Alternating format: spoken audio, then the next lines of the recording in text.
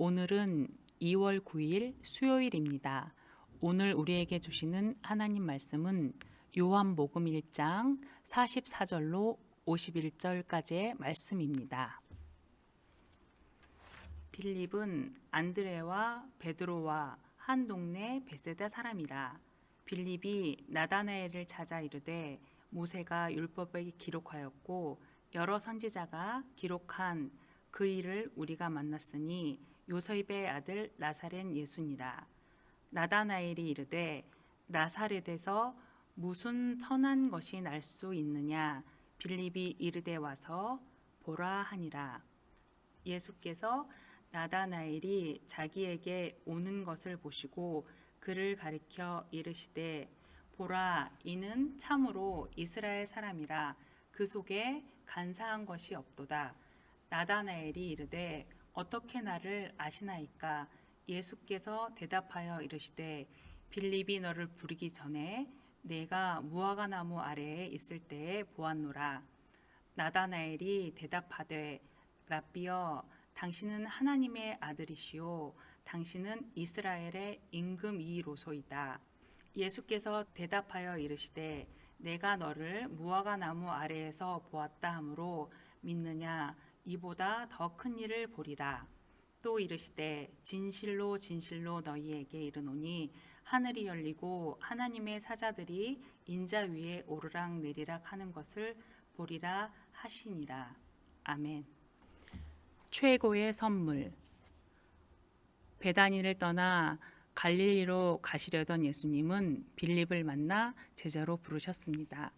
제자가 된 빌립은 앞서 안드레가 베드로에게 예수님을 전했듯이 친구인 나다나엘에게 달려가 모세의 율법과 여러 선지자를 통해 기록된 메시아를 만났다고 전했습니다. 그러나 나다나엘의 반응은 시원찮았습니다. 나사렛에서 무슨 선한 것이 날 수 있느냐 라며 빈정거렸습니다. 나사렛은 당시에 종교적으로나 정치적으로 전혀 주목받지 못하는 작고 보잘것없는 마을이었습니다. 그러나 그것이 예수님의 모습입니다.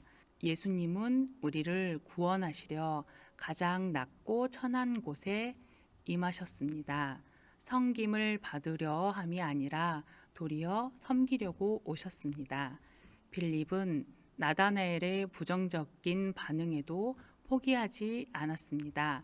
대신 와서 보라며 복음으로 초대했습니다. 복음은 설명하는 것이 아니라 전하는 것입니다. 빌립은 주님을 보면 알게 될 것이라고 말합니다. 예수님을 만나보면 자기처럼 믿음을 갖게 될 것이라 확신했습니다. 예수님을 만난 사람에게는 확신이 생깁니다.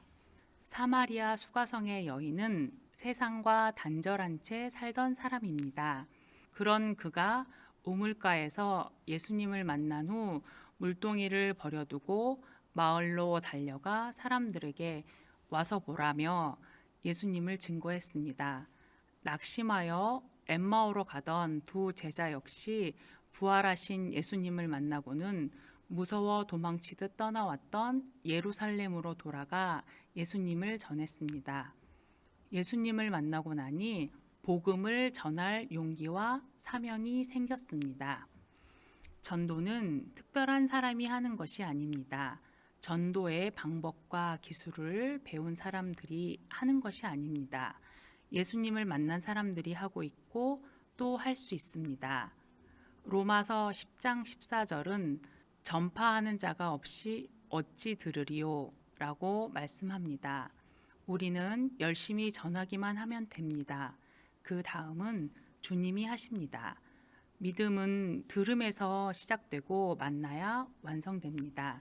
주님을 만난 이들에게는 복음의 기쁨과 감격을 전하지 않고는 견딜 수 없는 사명이 생깁니다.